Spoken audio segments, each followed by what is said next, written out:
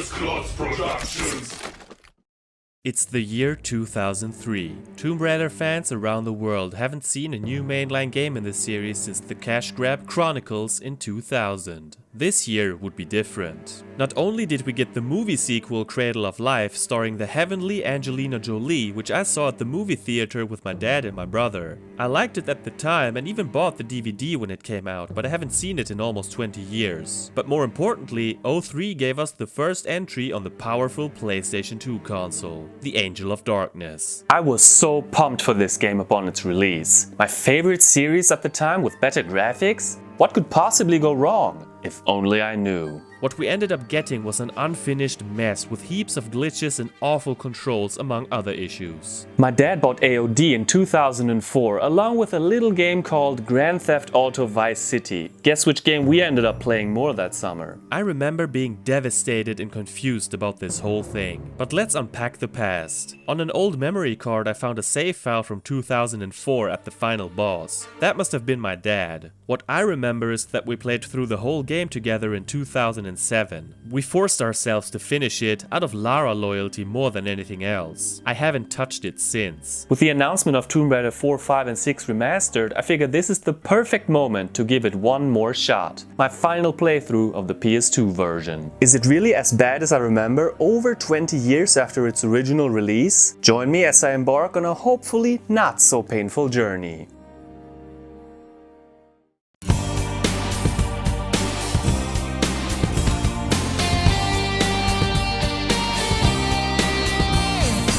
GFrom, the gamer, the legend, he's come to show you the way in this world of games.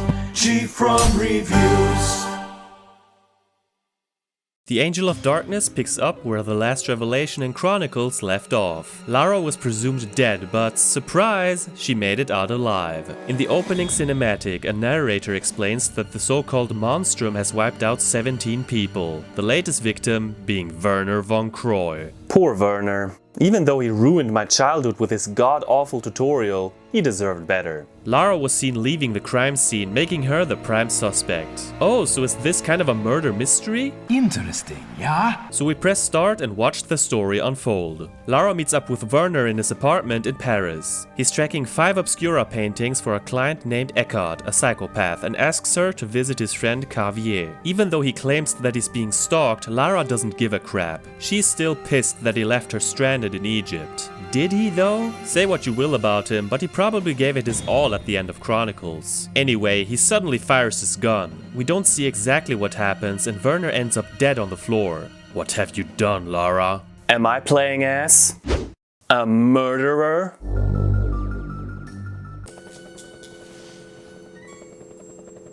I can live with it. With the police on her tail, she makes a run for it. Damn, the dog got her backpack. This is where the game begins. I really like the setup. This has the potential to become a moody, story-heavy crime drama.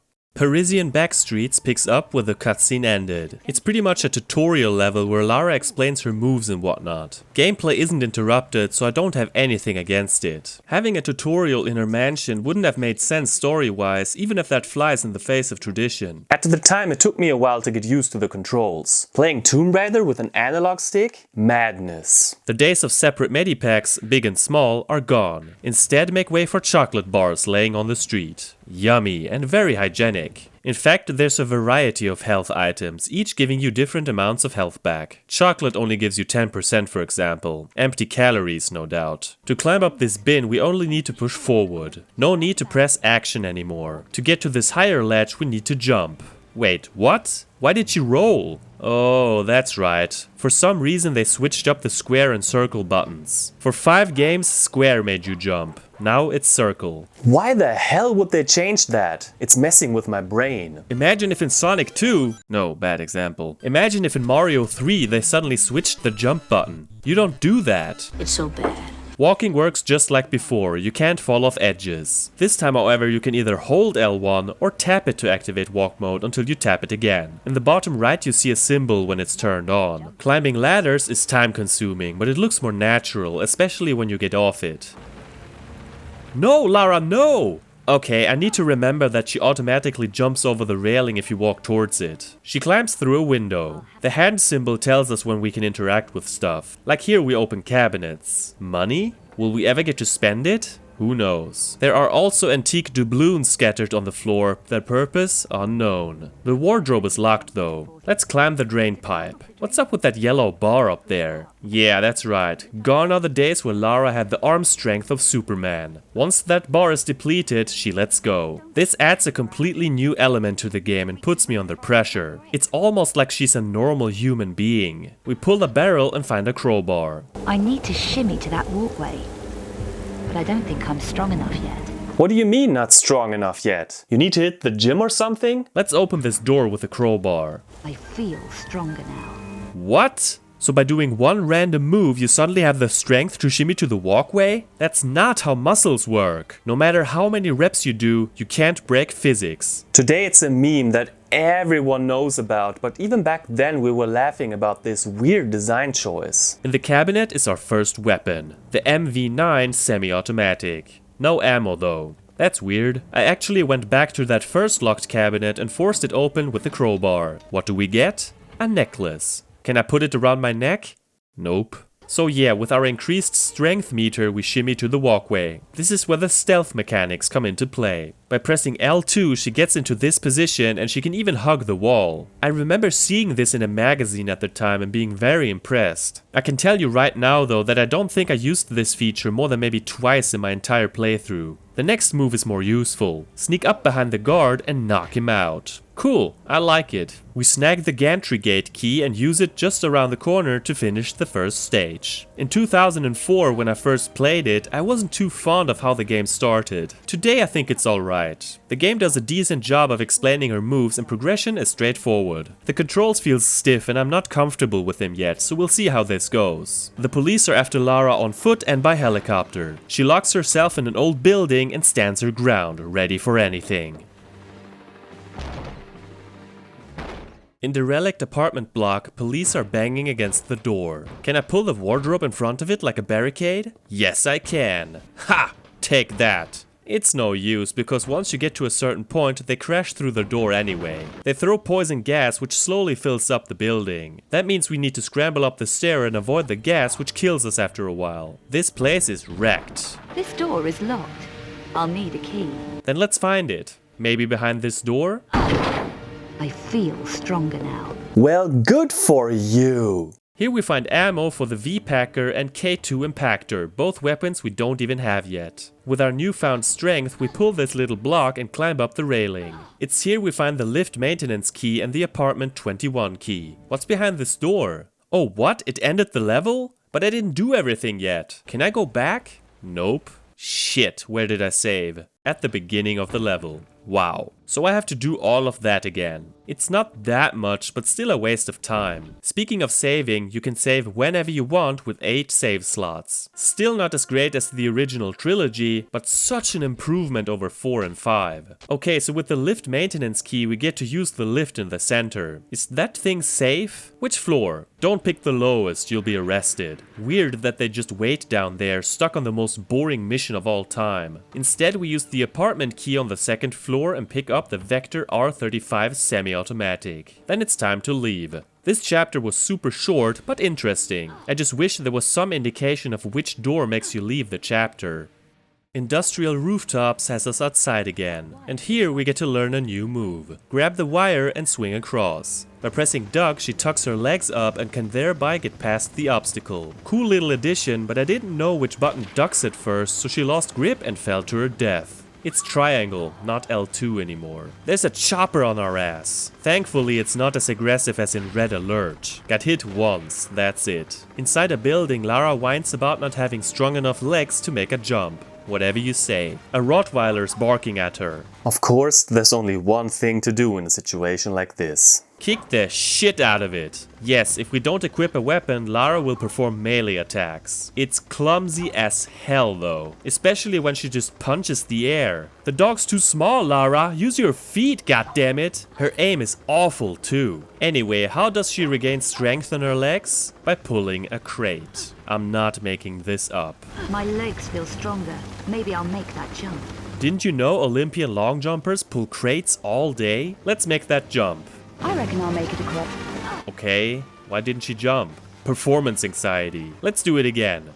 What? Again? Okay, this time I jumped too early. Finally. This will take some getting used to. At first, she just takes baby steps before jogging, and for some reason she just drops down when she reaches the edge. It feels so different from the PS1 outings. Then all of a sudden the level ends with a cutscene. But I didn't see everything yet. Again, I had to reload so I could see the rest of the level. If only I could just skip that damn dialogue scene in the next level. I ended up restarting the console only to botch the same jump 3 times in a row. The part I missed only has some ammo. That was a fool's errand. While there's nothing inherently wrong with this level, I almost spent 30 minutes here because of the controls. I really hope I'll adapt to them soon. One more thing. While I dig the music, this overdramatic piece that plays on loop got on my nerves after a while. It fits the scenes with the helicopter, but not when I'm doing acrobatics in an empty old warehouse. To escape the police helicopter, Lara falls into a dumpster, like one does. Margot Carvier's apartment is super short and mostly consists of dialogue. For the first time we get to choose what Lara says. Sometimes she'll say both phrases anyway, but other times our choice makes an impact. I'm trying to be friendly here, which of course is the way to go. Even though Mademoiselle Carvier seems skeptical, understandably so, she hands over Werner's notebook after suggesting Lara should talk to the police. Coincidentally, she says that the police will be here any minute. This gives us about a minute to search her apartment. Had I chosen the not-so-friendly route, she wouldn't have given me the notebook and I would have had to search for it. This way I'm just stealing some vintage cognac, a diamond ring and health pills and getting the hell out of here. Not much to say about this one. It exists. We arrive in Parisian Ghetto. Much like coastal ruins, this acts as a hub, meaning that there are several areas and levels we need to visit here. She wakes up in a train car the next morning and asks some homeless dude about Louis Bouchard, whom she read about in Werner's notebook. He tips her off to try the Café Métro. That's one knowledgeable rando. Getting out of this area turned out to be a struggle. I kept messing up the jumps. Swear to God, I spent almost 10 minutes not knowing what I did wrong. A city guide tells us that Bouchard runs a club, Le Serpent Rouge. Next we meet up with this lady who's a... Her name is Janice and she tells us about 2 former employees of Bouchard, Bernard the janitor and the barman. The other one, Pierre, worked as a barman. Pierre. Okay, we've got some clues. Time to check out the ghetto. There's a helpful map nearby.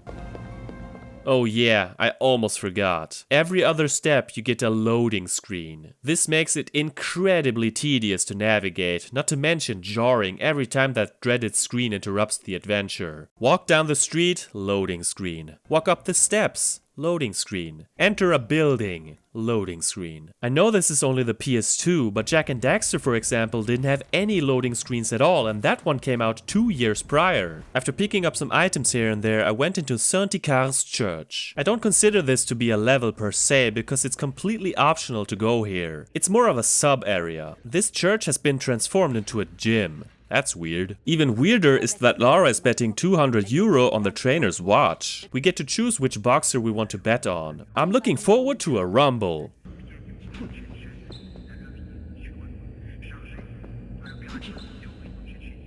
Okay, it's a drag out?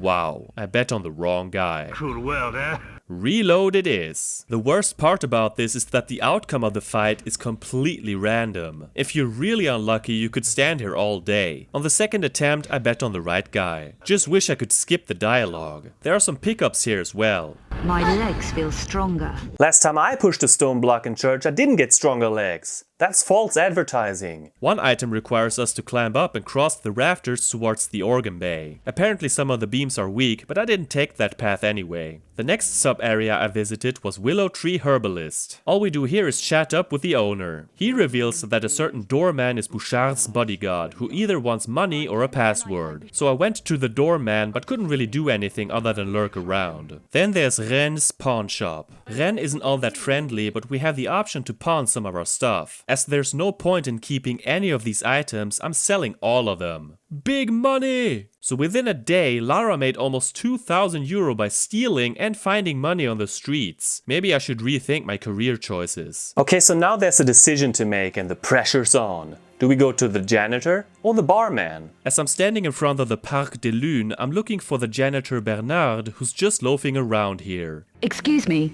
You're not from around here? No? Then leave me alone. I'm busy. You don't look all that busy. What do you want? I'm busy. Busy with what? The grumpy old bastard wants a bribe of 160 euro. Yeah, whatever. I'm rich. He complains about Bouchard owning him a box that's hidden in the Serpent Rouge. If we get it back to him, he's willing to cough up the password for the doorman. For now, he gives us the keys to the garage of the club. Before we head there, let's check out Café Métro. Nice bike.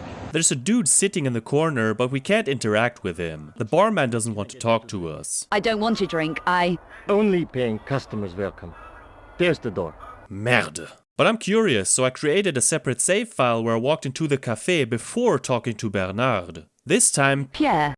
actually talks to Lara and asks her to get a little item from the Serpent Rouge, which is hidden in a stage light. In return, he'll put her in touch with Bouchard, and now he gives her the key to the stage area in the back of the club. And if this doesn't work out, I know where to find you. Don't I, Pierre? You litterbug. The big question is, what will Bernard say now that we've talked to the barman first? Leave me alone. I'm busy. Glorious. Have fun standing here and being busy, my guy. Leave me alone. I'm busy.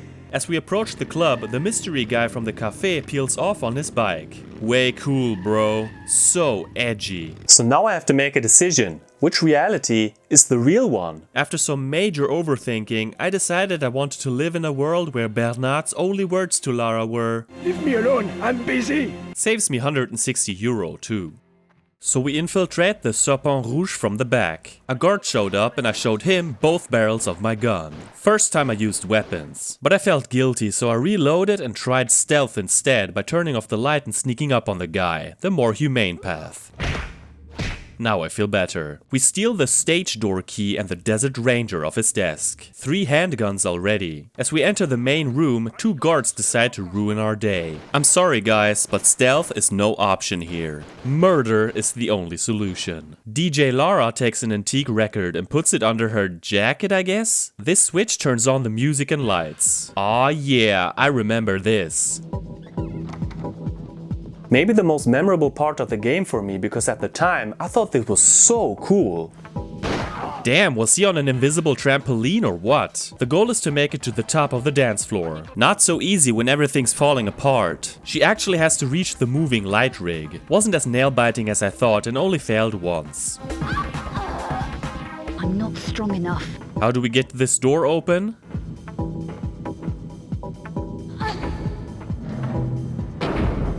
Of course, how obvious. In the lighting booth is the ticket office key on the floor. Here's a puzzle that doesn't involve kicking anything. Pull the levers to get the broken light into the cabinet and find the box inside. What's behind this door? Oh, you gotta be shitting me, I stepped out of bounds again? For the 3rd time I had to reload because I accidentally left a level too early. So I had to do all that a 2nd time and even a 3rd time because I fell off a ladder. Reminds me of a similarly miserable situation in The Prophecy. I worked my way down again to get into the ticket office and nab some money. Plus there's another ticket office key which apparently does nothing. It's the cathedral key situation all over again. Because of this optional stuff I had to replay this whole chunk of the mission yet again. With this long, if not so demanding level done, I quickly checked out the parallel universe where I took Bernard's path. Here you start in the garage and pick up a socket spanner and an antique flintlock. Can't use it as a weapon, sadly. I'm not strong enough.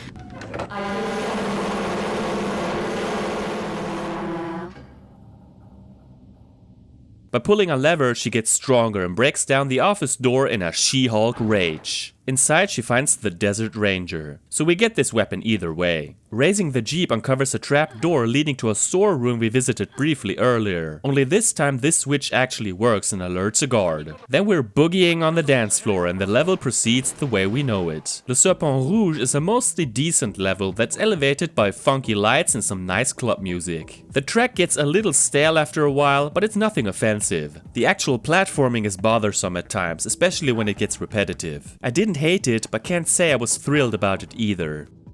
Back in Parisian Ghetto, I went down one of the manholes into the metro tunnels. The loading screen says Bouchard's Hideout, but you can't actually get to the main part of that level from here, so I don't know what's up with that. Maybe a menu error. Anyway, this part is also completely optional. The tunnels might seem a little mazy at first, but it's easy to find our way out. We're just here for the items. One thing I haven't mentioned yet is that Lara can climb diagonally this time around. A welcome improvement. There's a door that can only be opened with the strength upgrade we got in the club.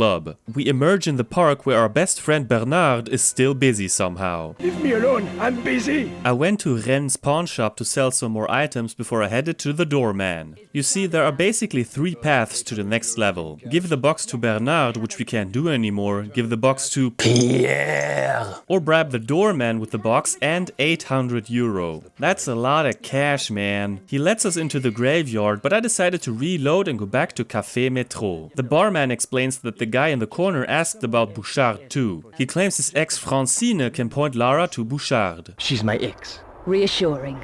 This is her address. And the code for the gate. Wait a minute, so he just gives her the gate code of his ex? Man of honor, huh? It's arranged. She's expecting you. I hope this arrangement works out, Pierre. I'd hate for you to become a personal problem that I have to come back and tidy up. I don't think this friendship is working out. Is it, Pierre? I don't think so either. In the menu we look up the code and enter it. Our destiny awaits. St. Eckhart's graveyard starts in Francine's apartment. After a brief chat where she tells Lara Bouchard's in the old church, we straight up rob her behind her back. Classy. I had actual trouble getting down to the graveyard and soon had another fist fight with a dog. This is embarrassing. For the first time on this playthrough, I was genuinely confused about the way ahead. What am I supposed to do here? It took me some time to realize you can bust down the door to get another upgrade. I feel. Me too. I spent way too long trying to side flip over the wall. I died no matter what I did. It's so awkward to squeeze her in the exact position. In the end, I had to admit defeat. I just couldn't pull it off.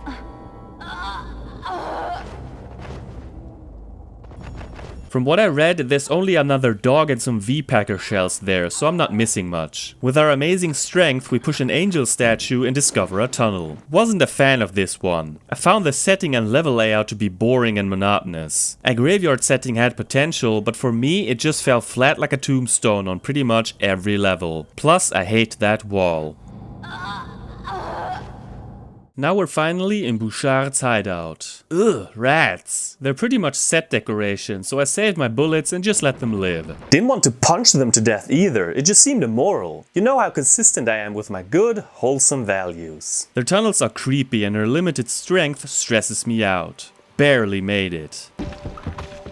Whew, it's just water. Thought I couldn't touch it. So yeah, swimming is back. I can climb this. Oh, actually something useful. Thanks, Lara. By pulling this rock, the rubber pile collapses. I like how we actually see it happen, unlike the freaking pillar in Palace Midas. It's important to feel like what you're doing matters in a game. She arrives at some cells. What happened to this guy? This is awful. You don't need this medipack, right? This is Bouchard, huh? They talk a bit before we get 2 options. Which one do I pick? I don't want to tell him that I'm wanted for Verna's murder, so I take the upper one. Don't joke me around, Bouchard. I lost that friend yesterday.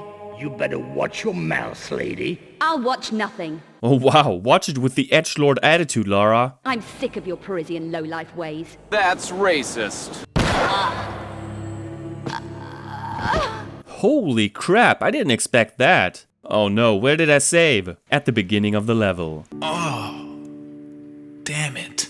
I made it back and chose the nicer dialogue option. Lara demands a whole lot of cute stuff like guns, plastic explosives, and so on. He points her to Daniel Renne from the Pawnshop and asks us to bring him passports as an exchange. After collecting some stuff, we leave this place. Although it was short, I liked the tone. I assure you I didn't mean to repeat it though, that was too much. We emerge in St. Eckhart's church. Oh, so the level is mandatory after all. For some reason all of the items respawn, so I got them all over again, satisfying my greedy heart. Same for the metro tunnels. Although you should skip the sellable items for reasons I'll get into. Of course we emerge in the park. One last time. Leave me alone, I'm busy. Believe me, you'll never see me again, my busy friend. This is where we ditch Parisian Ghetto for good. I'm torn over this place. What bugs me the most are the consistent loading screens. It breaks up the flow if there even is such a thing in this game. It's nowhere near as confusing as the Alexandria or Cairo chapters in The Last Revelation, so we're in smoother territory here. But it just seems so empty and there's so little to do. Poor Janice probably has like 0 customers. I prefer a more linear experience over a half-assed attempt at an open world, thank you.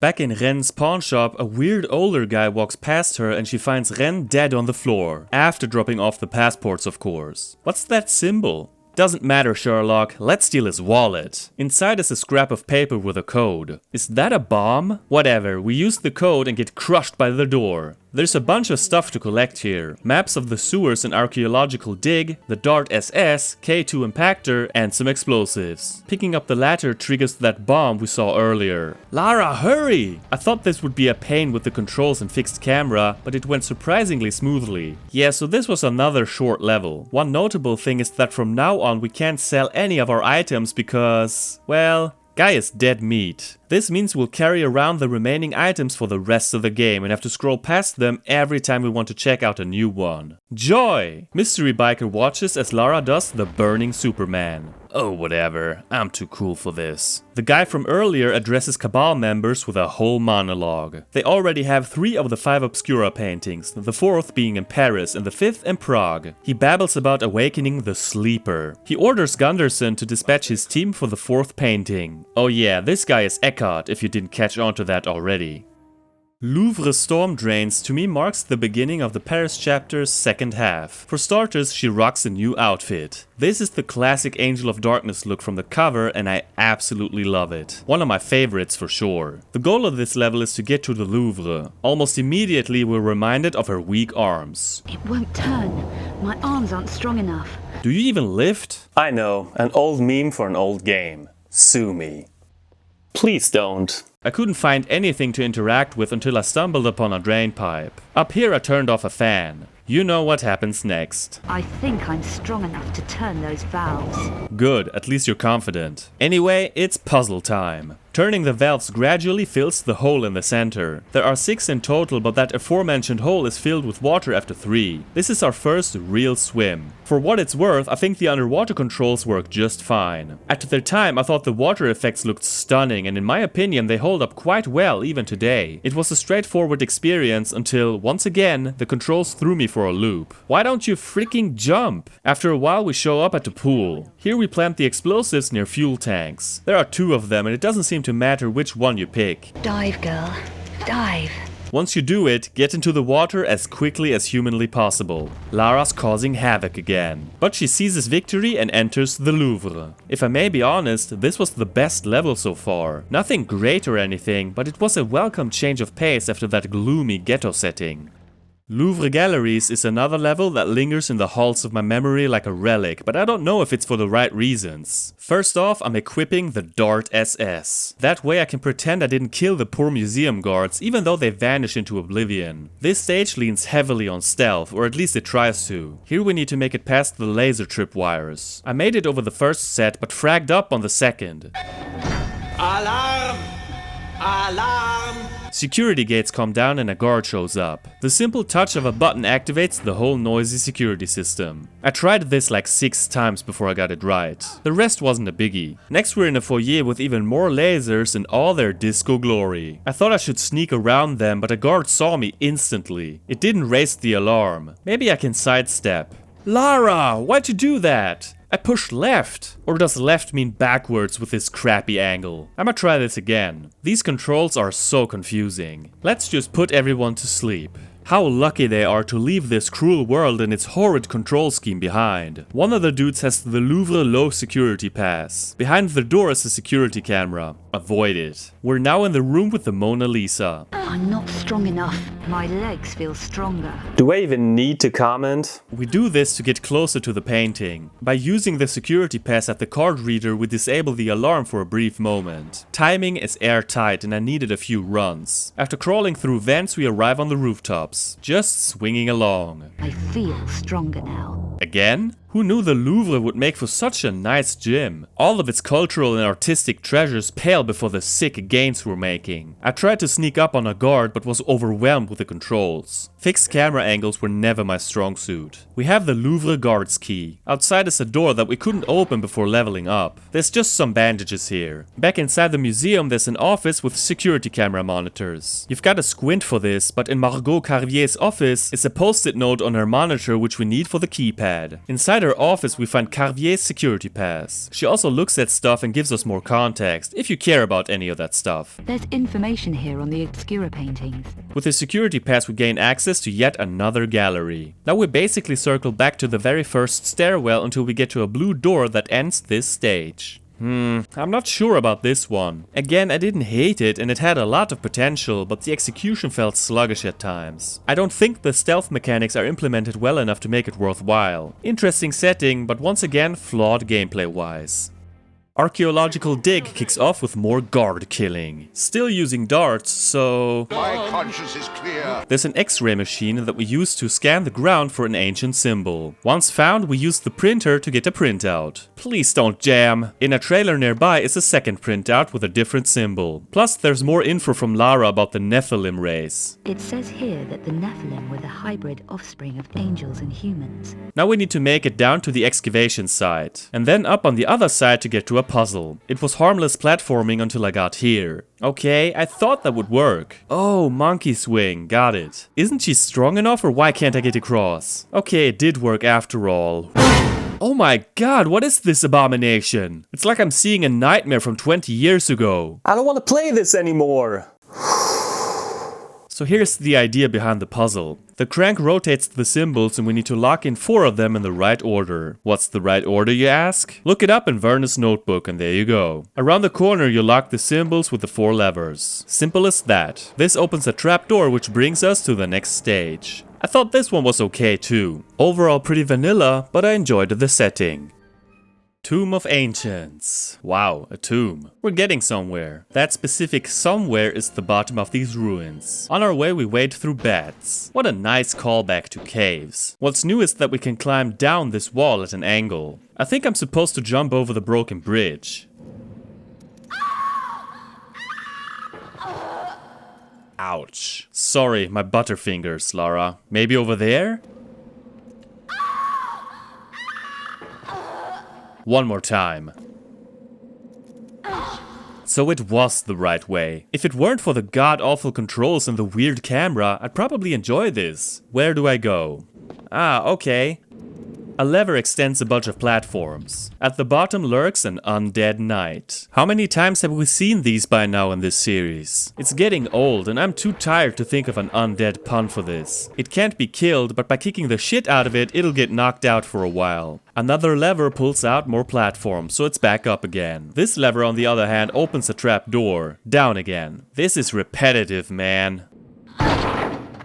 My strength is increasing. Wonderful. Here we find the V-Packer shotgun. Finally something powerful. Not that I've used my weapons all that much, but still. The level's not over yet because there's one more room. Look at that floor. So shiny. It's all glitz and glamour in this godforsaken tomb. Pulling the lever activates a whole bunch of traps, both spikes and darts. Either my timing with the jumps was off or the darts got me.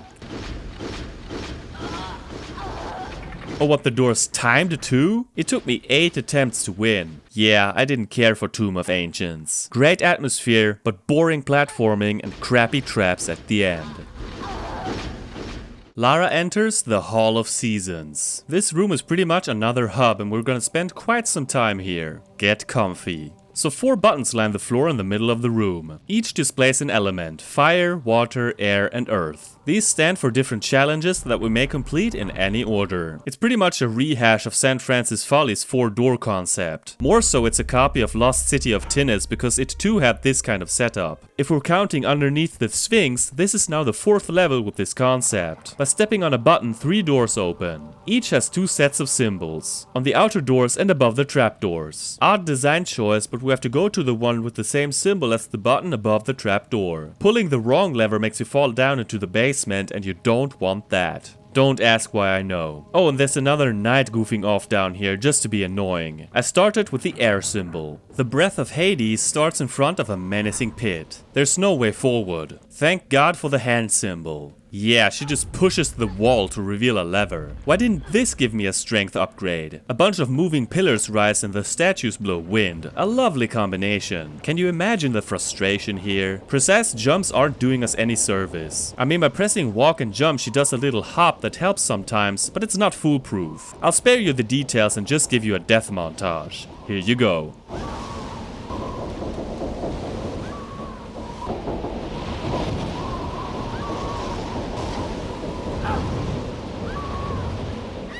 On the other side of the pit, we pick up the air crystal and have to make our way back. This time the wind is gone, thank God. Doesn't really make the jumps any more doable. Death montage.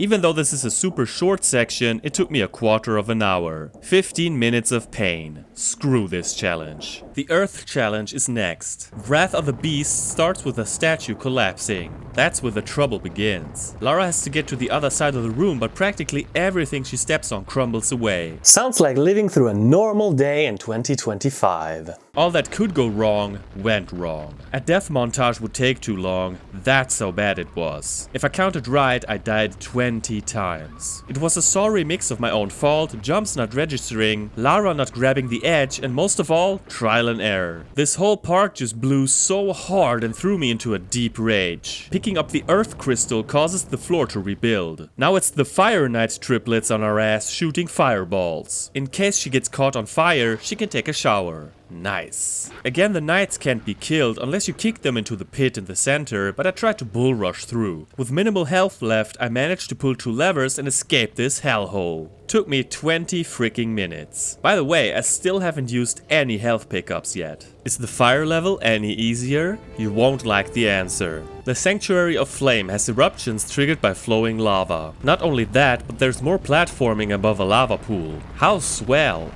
What the hell was that? How am I supposed to avoid this? Took me a minute to realize that I probably should just wait until I sprint off towards the fire crystal. With the crystal in hand, we need to make it back. This time platforms will rise up. Falling into the lava looks so bad. I didn't hate this as much as the other two as it has great visuals, but it took me 15 minutes as well. I really don't want to, but there's one more room. Water. In Neptune's hall, I first kicked a knight down a pit. Bye bye. This level is more open and requires us to raise the water level by pulling levers. On our way we encounter spike traps, but they didn't do me any harm. Without much hassle I found the water crystal and made my way out in just over 10 minutes. I like this. Who would have thought the water challenge would be the most pleasant one? It's a breath of fresh air for every retro gamer who's been traumatized by water mechanics. Back in the Hall of Seasons, we plugged the 4 crystals into receptacles. But then what? I couldn't find anything to do here, so I pulled the wrong lever on purpose to get into the basement. This part is basically a ring filled with all sorts of environmental hazards. I'm talking rolling spike wheels, for example. But let's not get ahead of ourselves. We step into a large room with some kind of machine in the middle. The valves have elemental symbols. You know, the water valve lets water into the boiler, the earth valve fuels it, etc. It's basically one giant puzzle that needs to be solved, as getting to the valves is quite a doozy at times. After turning all 4, blades make our lives miserable. Timing is my worst enemy in this game. Back in the basement ring we jump over lava pits, avoid spikes. I said avoid spikes, another spike wheel.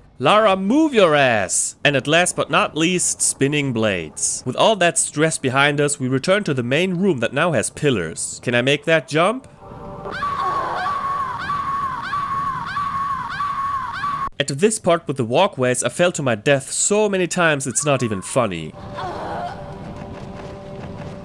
I feel stronger now. Oh, so this wall makes you stronger? She needs that strength to manage this climbing part, but even with the upgrade, it demands clinical perfection. It's not even that easy to tell where you're supposed to go. Move! This snaps my patience. Eventually she enters a tomb and some freaking ghost thingy comes crashing in. This one I actually do remember because you can avoid damage by simply ducking. It won't harm you in this position, and I don't know if this is an oversight by the developers or on purpose. Either way, that sound is criminal.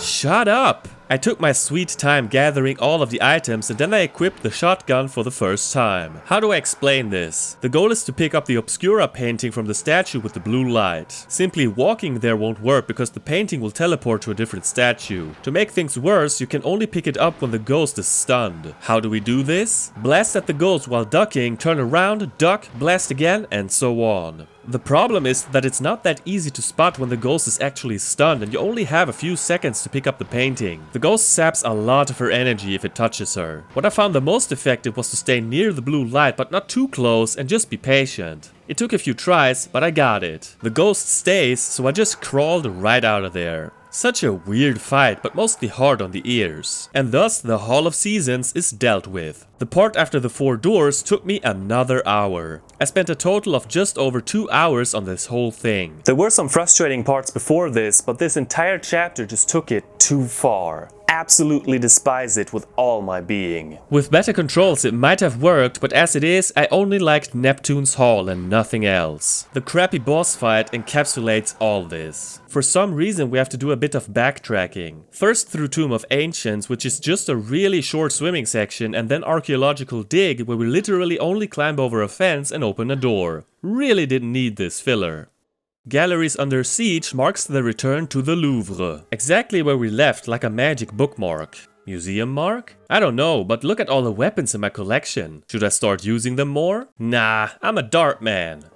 Woman. Why does the dart gun have a sound effect all of a sudden? Before this level, you heard nothing. Hey, vous, plus en geste! Odd. This time there's a twist to this level. Gunderson and his men gassed the place, which I don't find very polite. So we're under time pressure and smell pressure here. I'm putting everyone I see to sleep while running and coughing. Thankfully there are respirators in an office nearby. My foot speed has increased. Hold down the sprint button to run faster. What? How did your foot speed go up by picking up a respirator? It makes absolutely 0 sense. Plus the SWAT dude can't hit me when I'm looking through a cabinet. There's still a breath meter after equipping the respirator, but it slowly runs out. The rest is just escaping and dealing with the SWAT guys. Short stage, but a nice twist on the museum setting. More straightforward than what we saw during the whole Hall of Seasons fiasco. Mystery Biker holds Lara at gunpoint and takes away her gun.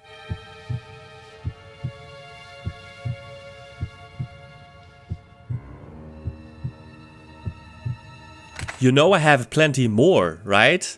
Oh, the sexual tension is unbearable. Make out already and move on. A SWAT commando comes crashing in and Biker Dude is apparently a magician. This is a nifty scene, but the editing's so cheesy at times. Look at that pompous smirk on his face. He thinks he's the real deal. It ends with him laying on the floor and her getting knocked out too. Oh, the doorman. Sometime later, Lara wakes up with Bouchard in the room. They take a drive to Werner's apartment and he talks about Monstrum killings in Prague. As Lara leaves the car, it's revealed that this is a setup. Then we're back to the opening cinematic of the game, this time with more context. As Lara watches herself in the mirror, she has a flashback. It wasn't her that killed her mentor, but the man from Renne's Pawnshop whom the player knows as Eckhardt. Who saw that one coming? Von Croy's apartment is the final Paris level. It's about time. I'm Frenched out. No offense meant. That's quite the place he got. Werner was doing well for himself. Naturally, I'm taking whatever fits in my pockets. Lara lost all of her weapons. Thanks, biker douche wheel. She finds one weapon, the Rig 09. There's some more optional facts to gain by looking at things. Picking up the Jackal walking stick for some reason triggers the Cleaner, an assassin. Shoot him without taking any fire yourself, simple as that. Can't kill him, but he disappears for now. See ya in a minute. Literally. What an entrance. He runs off again but leaves his Viper SMG behind. Dumbass. Then we need to get past laser tripwires. But how? Yeah, I completely forgot about this, but Lara can commando crawl by pressing the stealth button while ducking. Nice addition, I gotta say. She never explains it though, which is a shame. You're expected to figure it out, or look it up in the manual. Damn, Cleaner's blowing up the whole place. To get to a medipack, I climbed onto the needlessly wonky balustrade. This next part is tricky. The Cleaner's at the end of the hall shooting at us, and there's also lasers that go on and off. Getting the timing right with her stupid baby steps is so hard, and I kept dying over and over again. I made it even harder on myself because I refused to use healing items at first. Had to suffer in silence for the sake of my pride. I hadn't used any up to this point. But I had to realize that I couldn't do it without healing unless I restarted the entire level. No thanks. I took a medipack and scrubbed out that lowlife once and for all. That was fairly orgasmic. I guess the stage was alright for the most part, but I despised the ending with the lasers. Bouchard is surprised when Lara picks up the Cleaner's phone. Thus, she leaves for Prague. I'm glad we finally get to leave Paris. This went on forever and I'm so ready to see something different. Another cold, dark city.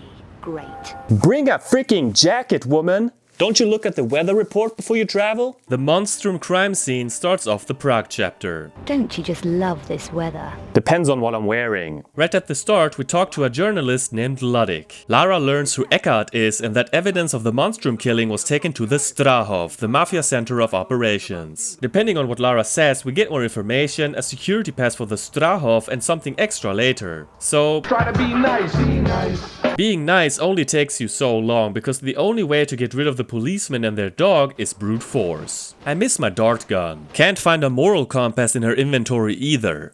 What? I found a claw hammer which I used to open a trapdoor. There's a second one, but the claw hammer disappeared from my inventory. So I had to open them in a specific order? How come she doesn't keep it like every other useless item she brought over from Paris? Sewers again, smelly as ever. We meet up with Bouchard, and by that I mean we knock him out. He gives us the scoop on Eckhardt, who he believes to be the Monstrum. Apparently he wants to revive the Cubiculum Nephilae, the sleeper. That doesn't sound good. Inside a huge apartment, she pushes a chest of drawers. My strength is increasing. How heavy is this thing? Then there's a chain puzzle. The left needs to be pulled twice and the right 4 times. How did I find that out? By trying. I didn't find a clue in the notebook or the room. This moves a cabinet and opens the face of a clock. The camera points to the number 3 on the floor for some reason. I have business here. I can't leave yet. Okay, so we can move the clock's hands. As you might have guessed, moving them to 3 o'clock opens a hidden staircase. Here, the people who care can get more backstory about the Cubiculum Nephilae. Most importantly, we pick up a fax with a code on it, which we use at the keypad. And thus we get the last Obscura engraving. As we leave, a cutscene shows that Bouchard is gone. I forgot to check it out and tried to leave. Whoa!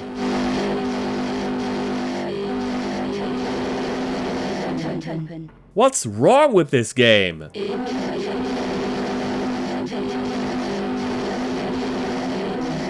Yeah, I get it. So I went back to the little room and wouldn't you know it, Bouchard is dead. Time's up. What the hell's going on around here? Might as well take his keys. Now it will open. Lara meets up with Ludwig, who gives her the Strahov low security pass. Because we were so nice earlier, he also sells us his Scorpion X. For €800. What a bargain. I have so much money, it absolutely doesn't matter. I liked the change of scenery with all the snow and stuff. There was hardly any challenge here and we could explore everything at our own pace. Again, it left a bland taste though.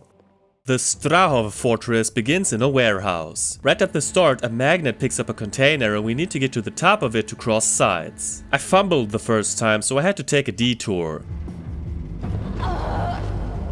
The second time I got it right. Throughout this level we deal with countless guard goons. They're incredibly bad shots and at close range they stand no chance. One of them has a Strahov low security pass, which I don't need because Logic gave me his. Once I tried to be sneaky, but one bastard shot me from above. The only goon for miles who can aim. At least he drops the Mag Vega. Climbing a ladder. I'm missing the ladder tune from TR2. This takes forever. So, how was your weekend? Did you do anything fun? My weekend was... okay, finally. Up here, Lara destroys the gun turrets with a magnet. Didn't even see them, but I assumed they would have shot me had I gone that way. Climbing down a ladder. What were we talking about earlier? I don't remember. This is putting me to sleep. What's your favorite gummy bear color? I'm quite partial to the green ones. Supposedly they're green apple, but I just call them... oh, we're done. The next area has electrified doors and a dog we casually shoot through a fence. Cruelty knows no bounds. Let's pull these crates. Are we still having this conversation? I don't believe you. Anyway, push this crate over here, push that crate, pull this crate, don't get hit by steam, push that same crate from the other side. My strength is increasing. About damn time. Finally we can get up to the valve and turn off the steam. That's not any script that I know. Did someone do sloppy research? Might as well destroy the stones. With the saws she also cuts open a ventilation duct and crawls through. Lara bears witness to Ludwig's brutal demise.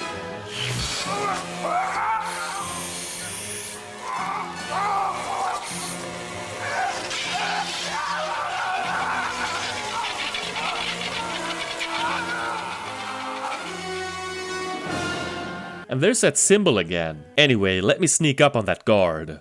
Why doesn't she somersault out of the ventilation duct? Hello? Ah, damn, I forgot you just need to tap forward. Thought it was the jump button like on PS1. Can you really blame me? Got my stealth kill nonetheless and took that fool's high security pass. Next up we get an AI masterclass. The idea is to open this door with a card and assassinate the guard. He isn't suspicious at all that the door opens. Around the corner are more guys and I don't know what they're doing. Standing on the ground was too boring, so they decided to float instead. An NPC can dream. It's just rare to see their dreams come true. I hate that the life meter keeps creeping down after you're hit. Sometimes it takes me by surprise that I'm already dead. Oh, and when he drops an item on the other side of the door, I can just pick it up and clip through. Lara plans her next steps and shuts off the power. This, however, releases a beast that instantly mauls a man to death. Whoops! What the hell is that? There's one set of obstacles left. Mines and lasers. By firing at the fire extinguisher, the cable spool starts rolling, detonating some of the mines. Oh, poor Ludwig. What a way to go. Commando crawl past the lasers and say farewell to Strahov Fortress. I vibed with this one. Sure, I can do without endless ladders and some parts were buggy, but I like the setting and hints of stealth. The Bio Research Facility finally provides some colors other than muted grey, black, brown and dark blue for once. A gift considering that we're playing an early 2000s game. We have a chat with Dr. Müller. Muskat Nuss, Herr Müller!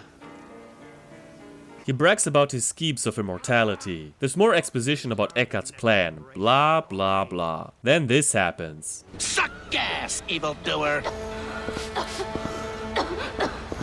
Darkwing Duck did it better. He didn't take anything from us and just snuck away. By pulling on the gargoyle, a secret passage opens. Here's a switch that opens another door.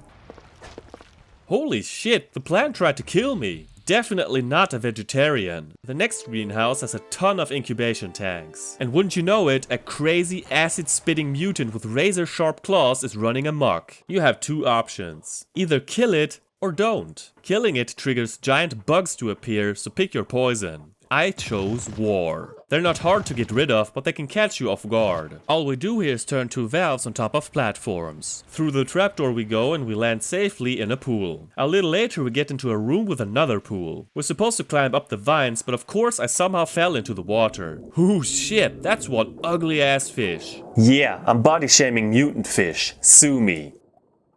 Please, please don't. This room is kind of a pain to navigate, especially if you're going for all items. After that we see a vine preventing us from opening the doors. If only there was a valve puzzle nearby. Oh, there is? Okay, so this one's kids stuff and makes a lot more sense than the stupid switch puzzle in Area 51. On the bulletin board we see 4 diagrams. One of them shows what the plant doesn't like. So the symbols tell us which valves to turn. Pulling the lever afterwards kills the vine. Poor thing. And yet another large room, there's plenty of guards that need to be taken care of. One of them has the botanical access pass and I need 2 more for the card readers. Here we scale a few floors. This ledge looks too far.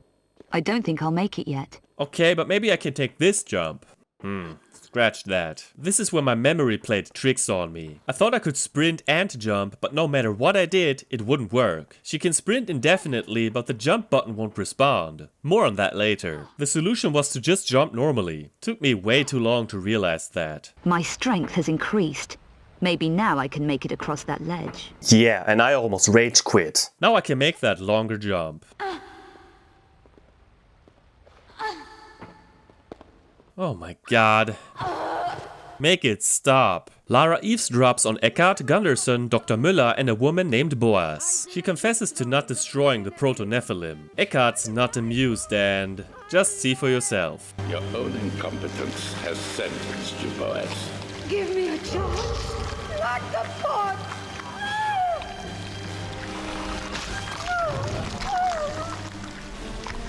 I will be obeyed. Now sort this mess out. With all the 3 access passes we gain access to the final room of the level. You could just go straight through and leave, but down where the poison gas is are some pickups and even a pool leading to more goodies. Get this, your health depletes even when your air meter isn't empty yet. Like so often, I have mixed feelings about the bio research facility. Visually, it's the sharpest looking stage so far, no question. I even enjoyed most of the objectives aside from some clumsy platforming. It might be a tad too long for my taste, but other than that, I'm light on complaints. Seemingly out of nowhere, Magic Biker Dude traps Lara in an airlock so that she doesn't interfere with his devious plans. She shows him his Periapt shard, which he took from him earlier. Picked it up in the Louvre, yes, after you stole my painting. Believe it or not, in the Sanitarium we actually play as Biker Dude, whose name remains unknown. I know its inclusion as a playable character is controversial and I understand both sides of the argument. I for one think it's nice to play as someone else for a change. In theory at least. We don't really know much about him, so there's no personal connection. I'll play with an open mind and see where it goes. He only has one weapon, the Boran X. In the beginning we go down this never-ending elevator shaft. Seriously, why is it so long? As we open the door to the Sanitarium wards, we officially enter horror game territory. This is one of the parts that stuck out to me on my first playthrough. I'm not really a horror game guy and was even less so back then. Not because I'm timid, but because I'm just not that interested in them. Same for movies. Anyway, this place is crawling with zombie mutants. Given that I want to save my ammo, I'm punching them to death, at least for now. Risky, as I also need to preserve the few health pickups I find along the way. And I thought this would be one of my easy days. Who are you talking to? In one of the cells is a Turkish truck driver who transported the sleeper. Here we need a door code. Good thing our man has some sort of farsight ability. The code then even shows up in the items menu, which is handy. I maybe took it too far with the hand-to-hand combat, so I had to shake up my tactic. In the dining hall, one of them didn't really do anything, but I can't take risks. Every mother lover for himself. Oof, this place is messed up. He takes the Strahov assistance pass from a dead scientist. Take a mental note of that number next to the door. It's a code, but blink and you miss it. In the laboratory, a scientist is surprised by the Proto-Nephilim. Bike Man gets in there by crawling through vents. Well, he can't really crawl. It's more of a constipated crouch. Can't get up there. Why? Oh, I need to blast the tank. Makes sense, I guess. Now he gets up. Bravo. Just need to get past the fan. Why is this so awkward? By some miracle, he controls even more sluggishly than Lara. Yeah, I didn't think that was possible. From an atmospheric standpoint, I enjoyed the Sanitarium quite a bit. It's super short, and unless you're trying to bare knuckle your way through the zombies, you'll beat it in no time. Overall mediocre, like most stages have been.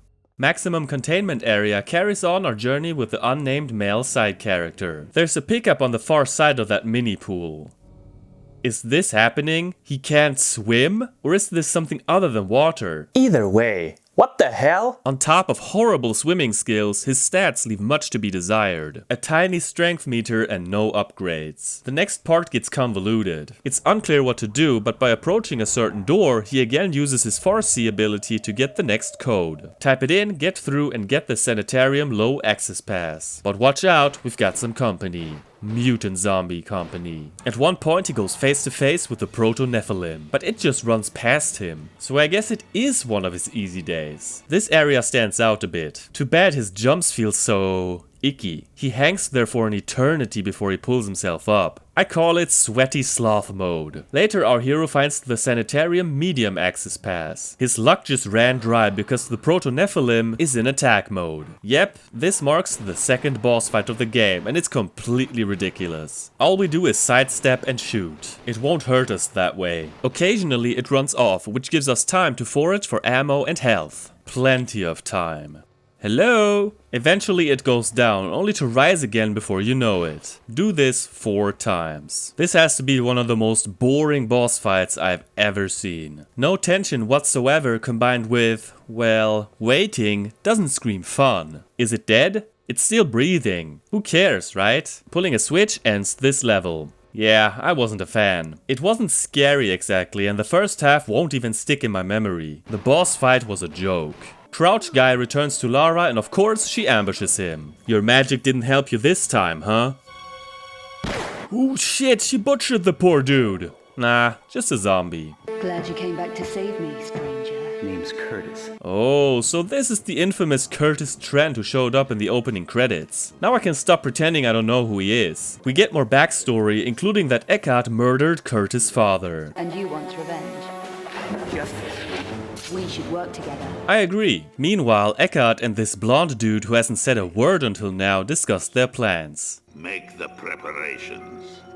In Aquatic research area, we play as Lara again. I'm fine with that. We climb down a ladder and hey! Cheap bastard. Okay, so we don't climb down the ladder and crawl past the machine guns. And now, an extra sneaky move. Flood the room with steam and use it as cover. Clever ninja. Throughout this level we can check out several security cameras, but at least on my TV, they just showed useless fuzz. Looks much better in my recordings, but even here I failed to see the point. I'm supposed to shoot at the panel. Ah, crap. Reload. One thing I dislike is that Lara won't stand still sometimes. With her weapons drawn, she often takes some steps back, and I don't want that. Do you have bumblebees in your bum? That's a German saying, Hummeln im Hintern. Subscribe for more German lessons. Ooh, I remember this room. The goal is to restore the power, but back then, my dad and I spent quite some time trying something else entirely. My dad even brought it up when we talked on the phone last Christmas. There's a ramp you can jump through and something weird happened after that. I think Lara might have been floating in the air or something, I don't recall. It happened by accident and we tried countless times to recreate that angelic moment. Today I tried it too, but nothing worked as I don't know exactly where it was. Fun memory nonetheless. This room has several pools and there's another Mondo mutant fish in one of them. One power switch is underwater and the second one has us take an elevator down. It's time for another brainless puzzle. This one has her pull a bucket onto a pad, push a button to move it along a conveyor belt, push it underneath a trap door and pull another lever.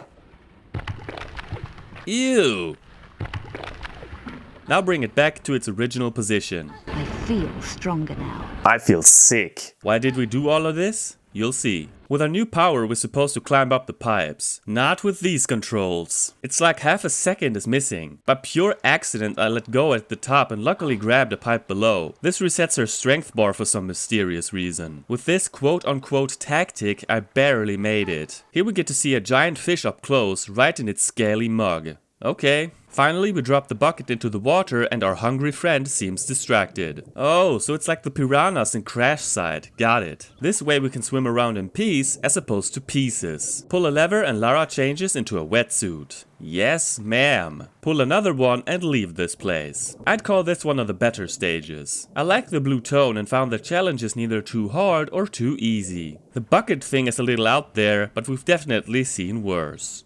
The Vault of Trophies is a water-heavy level, what a surprise. We're in some deep, pun intended, trouble because it starts with a freaking maze. It reminds me of Underneath the Sphinx again, only this time there's spikes, which, granted, never hurt me. I'm grateful for Lara's strength, even underwater. On my first try I didn't find air anywhere. This is try and die by the books. I managed to find an aqualung. There's a room with statues but no obvious goal. I paddled around aimlessly until I found a clue. It was hard to see at first, but there's an L and a V on the plaque. This means we need to pull the chains matching the statues that have names starting with these letters. Swimming back to the air sockets is insufferable, so I guess this merits the aqualung. Not much, but something. The statues move and shoot a light at the ceiling, which then collapses. That's our exit, and Lara changes back into dry clothes. How are her clothes dry? I'm overthinking this. Salute to the wetsuit. You served us well. But the level's far from over. We enter a cave and Jesus Christ, okay? That is one big pounding block. A lever raises floating platforms. Guess what? Only a few are stable. Yeah, thanks. In the library, we tangle with two more undead knights. Didn't miss you guys. I wondered if they would follow me back outside like bony stalkers, and they did. Bye-bye. Oh, didn't want to disturb you there. My strength is increasing. All it takes is pulling a lever. She can now pull the chain, which reveals a climbable wall behind the picture. We monkey swing over to a platform which reveals the 5th Obscura painting. Finally. There's one more simple underwater maze, and I wish she hadn't thrown away the wetsuit. Another decent, if underwhelming level, hardly deserving of any rants or raves. That first maze isn't thrilling, but the library offers a nice break from traps. Lara emerges with Eckhardt right in front of her. Gunderson has apparently knocked out Curtis. They let him live in exchange for the painting. They release Boaz and Curtis conveniently wakes up from nap time. Boaz has changed since the last time we saw her. An abomination. It's the end of Dr. Müller too, by the way. Auf Wiedersehen, Herr Müller. Curtis gives Lara a boost and also throws 2 shards her way so she can deal with Eckhardt. Meanwhile, Curtis will take care of Boaz. Yep, in Boaz Returns we resume our fate as Curtis. It's only for one boss fight. I remember having tons of trouble with it back then. So what's the deal? Boaz slashes her claws, bites, and worst of all, spews toxic goo that stuns us. The way we defeat her is actually straightforward. First we shoot her head in the front. Then when she's squirting goo, we need to get to the side and fire at her open sacs. That sounds a lot weirder than what I'm trying to describe. Rinse and repeat. The hardest part about this is controlling Curtis. We're locked in a useless, clumsy body. It's such a pain in the ass to line him up correctly, and his side flips looked ridiculous. To my surprise, it only took me 3 attempts to destroy all 4 sacs. Couldn't have done it without medicine, to be fair. Ooh shit, a second form! This time she just slashes at us, but I kept wailing on her and she went down within 20 seconds. That was anticlimactic. This was an odd experience because I expected it to be brutal. But no, I only spent like 6 minutes on this entire fight. Can't say I liked it though. Blame the controls. Curtis has the chance to shoot her in the head, but decides to leave. You dopey son of a gun. I mean, yeah, he manages to cut its head off, but goddamn, this guy is freaking dead. We're nearing the end of the game. The Lost Domain may be short, but it turned out to be the worst part for me. Let's start from the top. The jumps felt especially rough, maybe because I'm getting tired. Then all of a sudden she gets stronger without saying anything, like she's finally at a loss for words. Only after pulling a switch later do we get an explanation. My legs feel stronger. Maybe I'll make that jump. That sounds fine and dandy and all, but what she doesn't tell us is that we just unlocked the sprinting jump. I don't think that's very clear. So yeah, you do get to jump while sprinting, but not until you get to the penultimate level. Screw that. But now's the time to give it a fair shake. Okay, that was a miss. Oh no. Folks, it happened. I got so far and now it happened. The game froze. This used to happen all the time back then, so I'm impressed they even made it this far. I'm restarting the console.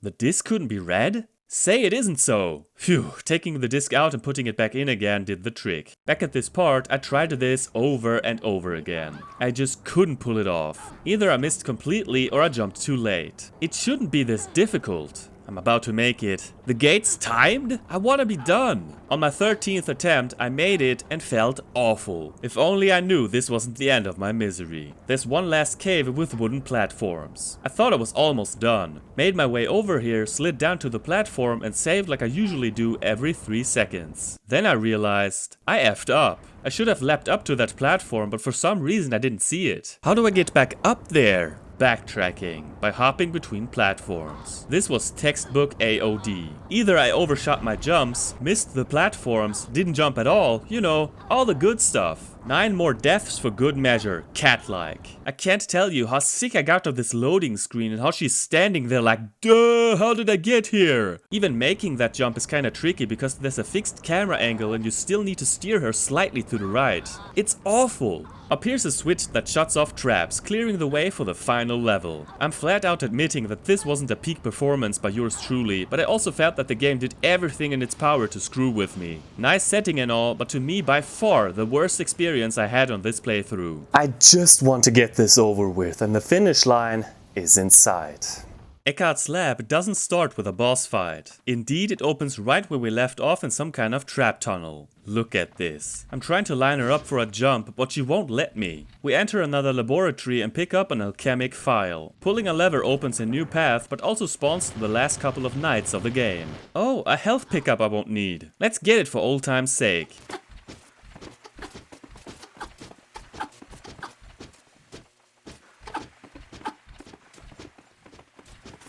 She just needs more time is all. We placed the alchemic file into a receptacle on the upper level. Then I blasted the knights into the pit with boiling water. The next sequence has to pick up a second file in a cage. This causes it to sink into the pool, so we have to be quick. We're safe on the top. Up here in the niche is the third and final file. Because I can't have nice things, the game wouldn't let me backflip out of here. Oh, now it worked? That's so random. Slotting the remaining items into their homes causes some gooey magic fluid to flow into the boiling water, making us able to swim in it. Down there's the Parap shard. Picking it up opens the gate to the final battle. Eckhardt tries to revive the sleeper. Can't let that happen. Okay, so we're surrounded by an energy field with Eckhardt on the other side. He flings blue energy bolts. You could try to jump over them, but similar to the ghost in the Hall of Seasons, all we need to do is crawl. He will never hit us. It's pathetic. After half an eternity, he starts to create doppelgangers of himself. 3 will run to the center and merge into 1. This is our chance to... kick him? The hell? She stabs him with one of the parry-up shards. Then it's the same thing again, only with fire. Wait, wait, and wait some more. Hold, please. Even though I take damage on that last part, it's no problem at all to get to him. Another kick, another stabbing. Then we have to do it a third time. Ugh. Third kick's the charm. Right as Lara's about to stab him again, that weird blonde dude turns up. Corel? How do you know his name? And he stabs Eckhardt in the freaking forehead. But why? Exactly my question. Too many people have died for me to trust you, including a good friend, Von Croy. He was an unfortunate victim of history, Lara. Eckhardt was stupid to have killed him. I've helped you all along, both here and in Paris. You can trust me, Lara Croft. Wait, so he was Bouchard, Ludwig and Curtis? Is this for real or is he just gaslighting her? All 3 of them died. So no, I think he's just trying to mess with her. We get yet another flashback to Werner's violent death, but this time everything's clear. Carell disguised himself as Eckhardt. Let me get this straight. The real final boss and the main bad guy is a character that's barely present? I had completely forgotten about him, to be honest. Whatever. This fight is a joke as well. Carell floats around and rains down energy scribbles, but again, crawling makes it a non-issue. We pick up Eckhardt's glove and cram it in a compartment. Then I just ran to a ladder, climbed up and... Before we end this, check out all the stuff I had collected. Maybe hoarded is the right word. I barely used weapons or medicine. I was a walking armory and pharmacy. The last thing we do is jump towards the sleeper. Even though I completely missed it, it still counts. She places the sanglyph against its leg even though she just put it in the compartment. The sleeper explodes and seemingly immolates Carell in the process. Lara escapes, of course. She returns to the arena where Curtis was killed. He's gone, but she picks up his shuriken, which then points into a tunnel. Could it be? Needless to say, this final level wasn't pleasant and the boss fights were both a waste of time. Rarely have I seen a boss fight this pathetic. I'm so glad this is finally over. Man, what a relief. Let's talk about the music and sound to calm our nerves. Fitting to the rest of the game, the voice acting is all over the place. Carrie Shell returns as Werner, and even though his voice brings up some traumatic experiences, I must admit that he does a fine job. Because I'm being stalked. People are dying out there. Joss Ackland as Eckhardt works for me too. Menacing, but not over the top. If only there was time for us to read them together. But it's too late now. There are things to be done. Eric Lauren as Curtis does alright too, but I feel like they tried too hard to make him edgy. All this can wait. I know where you'll be. Take a breather from damaging things, why don't you? Other characters are just laughable. Bernard, for example, is legendary bad and apparently not on purpose. Forget it! Bouchard doesn't like time wasters! It has a B-movie flair to it that I'm not really into. Lara is voiced by Janelle Elliott for the third and final time. I think it's her best performance, but there's something about her delivery that puts me off. Again, maybe it's the dialogue, the actual writing. In Chronicles, I didn't like her sassy attitude, and here she's just plain mean at times. I'll watch nothing. I'm sick of your Parisian lowlife ways. I need results. I mean, I love the confident Lara we got in the first game, for example. Thank you. In Angel of Darkness, she often seems cocky, arrogant, and doesn't even try to be likable. Nice watch. What? Am I talking too fast for you? Granted, her worst dialogue is mostly optional, but it doesn't do her character justice in my opinion. And how will that happen? You'll set these pussycats on me, right? I like it when she's more soft-spoken, although I get that the loss of her mentor surely must take a toll on her. What brings you here from Paris? The music is once again composed by Peter Connolly, and this time also by Martin Iveson. As you might know, I wasn't a huge fan of his work in the last two main entries. This time, he knocked it out of the park though. The soundtrack is easily the best part about this whole project. For the first time, the score was recorded by an actual orchestra, the London Symphony Orchestra to be exact. More than ever, it feels like a movie score, far grander in scope than anything in the gameplay. Mostly it's dark and mysterious, fitting to the overall mood. It doesn't really sound like the old Tomb Raider games, except for some nice callbacks here and there. Whereas we rarely got constant background music before, here many of the levels provide an ongoing score. Parisian Backstreets, for example, perfectly sets the stage for what's to come. The music that plays in industrial rooftops gets overdramatic though.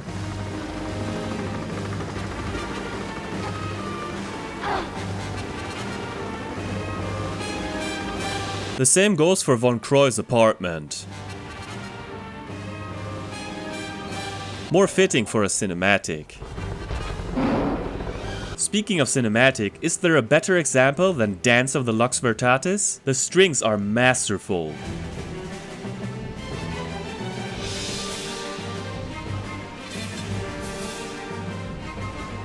By the way, do you remember the song Angel of Darkness? I remember seeing the music video on MTV back in the day. Didn't like the song then, still don't like it now. But man, name me a more 2000s looking video, I'll wait. Anyway, as usual, I want to present you with my favorites. So here are my top 5 songs from Tomb Raider: The Angel of Darkness. Number 5. The Strahov Fortress gets a deep and menacing track that keeps you in suspense. It'd be a natural fit for a James Bond game if you ask me. Excellent choice for a stealth mission.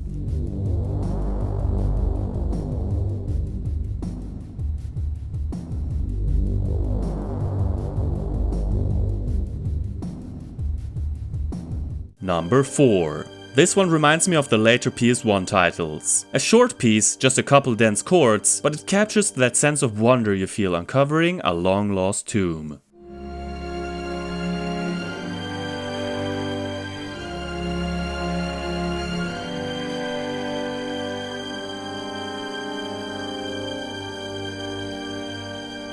Number 3. Similar to the Strahov Fortress, the Louvre storm drains and the Louvre Galleries have this song constantly playing in the background, reminding you that you're not supposed to be here. Listen closely for a bit and you'll hear a choir sing the signature TR melody.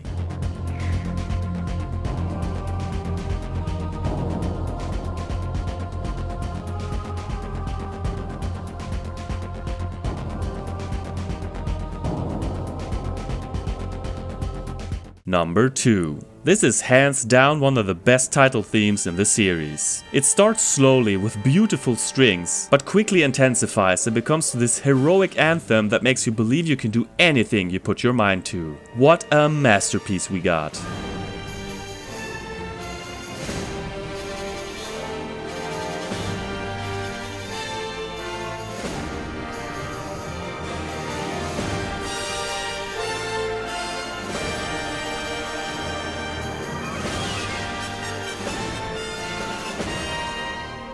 Number 1. I would say clever things about this being the anthem of the first nightclub I ever went to, but that wouldn't even be true. Whatever the case, this is such a departure from the rest of the soundtrack. Even though it might get a little mind-numbing if you stay in the empty club for too long, I can't deny that it's catchy as hell and makes me want to dance. In a game this frustrating, I'm taking what I can get.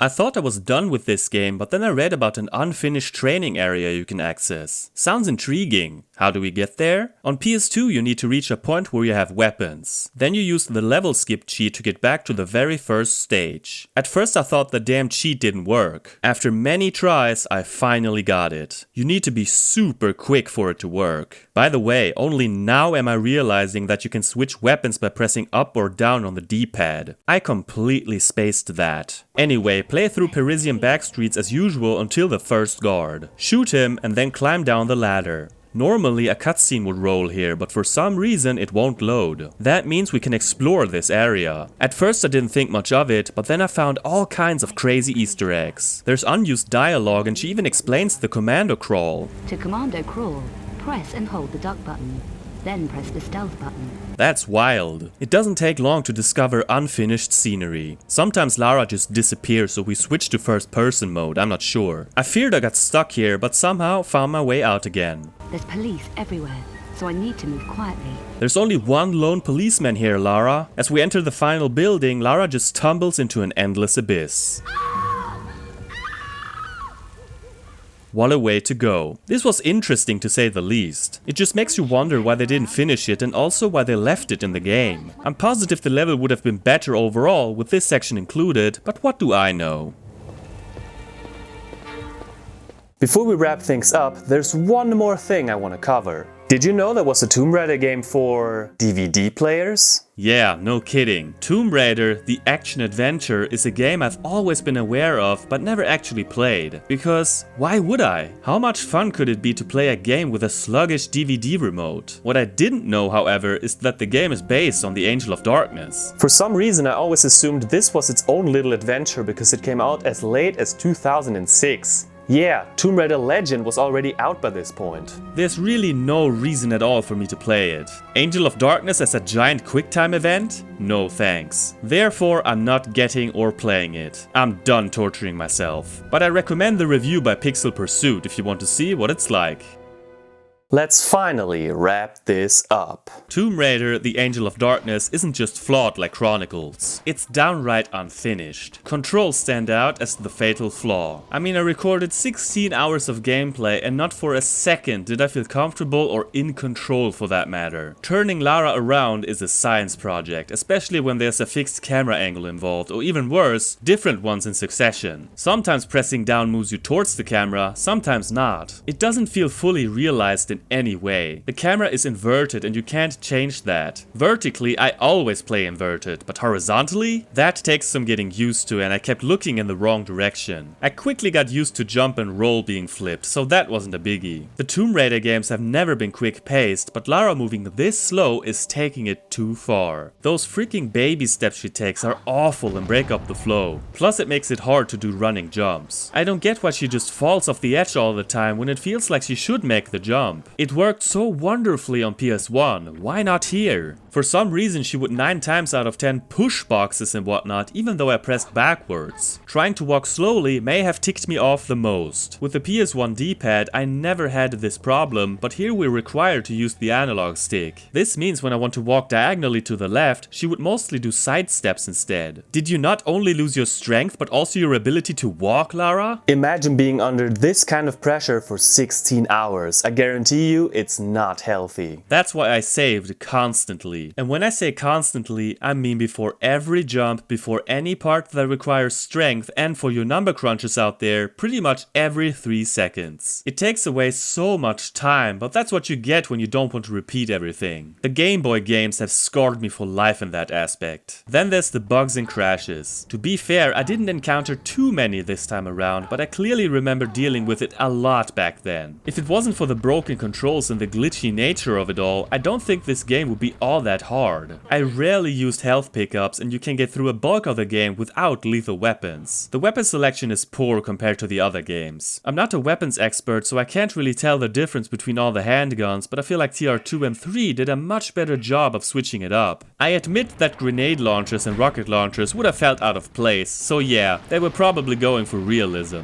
That's why we punch dogs. Seriously, the melee combat is atrocious and the stealth mechanics feel slapped on. I don't think I got stuck for too long anywhere. In that respect, it's much less confusing than Last Revelation, which is a welcome change. The puzzles were mostly straightforward, but the notebook was unnecessary. Rarely does it say anything of real value, and Werner and Lara seemingly have the same handwriting. The few times you need it for puzzles, it almost comes as a surprise. Going back to the strength mechanic, I think we all know by now how utterly stupid this concept is. She's not strong enough? Good thing there's always something very nearby that increases her strength for this exact task. It's one of the dumbest obstacles I've seen in any game period, and the most head-scratching way to level up. Plus, the sprint jump doesn't get explained properly and shows up way too late as an afterthought. The whole money and pawning items aspect feels tacked on too. Only a few times do you ever need money, and it's pretty much optional with no serious consequences. I don't understand why you keep all the items until the end. It's a waste of time to scroll past them. They got rid of the secrets in this game, and I'm not even mad. When it comes to the levels themselves, I think most of them are mediocre. There aren't many stages I would call outright bad. Sure, some are super short and barely qualify as a level. Many suffer from being bare bones or dull. Some settings had potential, like the Louvre or Hall of Seasons. While Louvre is fine for what it is, the Hall of Seasons falls apart in the controls and execution. Other parts like the whole Paris chapter feel empty and soulless. We spend ages here and it just gets boring fast. There's not a single level that I would call top tier. Louvre Storm Drains and Neptune's Hall are probably my favorites, but even those stages are far from great. It's such a shame because I like the overall feel of the game. It has this murder mystery tone with elements of the supernatural. The story is interesting and I'm aware that a lot was cut from the final product. It sadly shows and the game suffers as a result. Carell being the surprise main bad guy didn't work for me because the build-up was so rushed and illogical. I don't hate the idea of playing as Curtis for a few stages. Too bad he controls even worse than Miss Croft. Dialogue trees were a nice idea, but they rarely contribute anything meaningful to the story or gameplay. To say something positive for once, I think Lara's character model looks better than ever before up to this point. Well, unless you get a sneak peek inside her head. And they made her boobs jiggle, so yay? Joking aside, it just makes me sad because this had the potential to be an exciting new chapter for Lara, a new, darker and edgier way forward. Some people stand by this game no matter what, and I've seen it at the top of their list occasionally. I won't pretend that I understand it, but I respect their opinion and I'm happy for them because they see something that I clearly don't. They have a little ray of sunshine where I have a dark cloud. It's a fallen angel for me. In my ranking of the games I've reviewed so far, I'm placing it under The Last Revelation and above the Game Boy games. What puts it above the handhelds for me is that you can save anytime and that it has an interesting story and great music. I can't rate a game by what it could have been.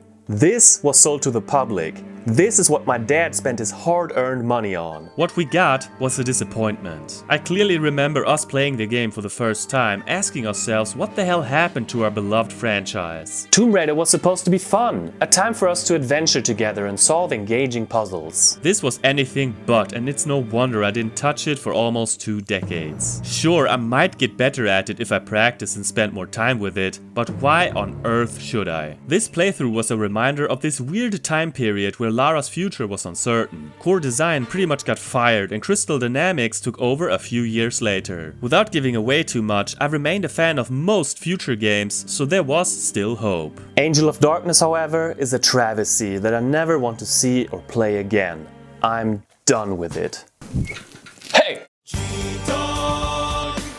You forgot already? The remasters are coming out next week. Next week already? Ah, for fuck. Hey everyone, this is GFrom. Thank you so much for watching episode 2 of season 5. Feel free to rate, comment, subscribe and follow me on social media.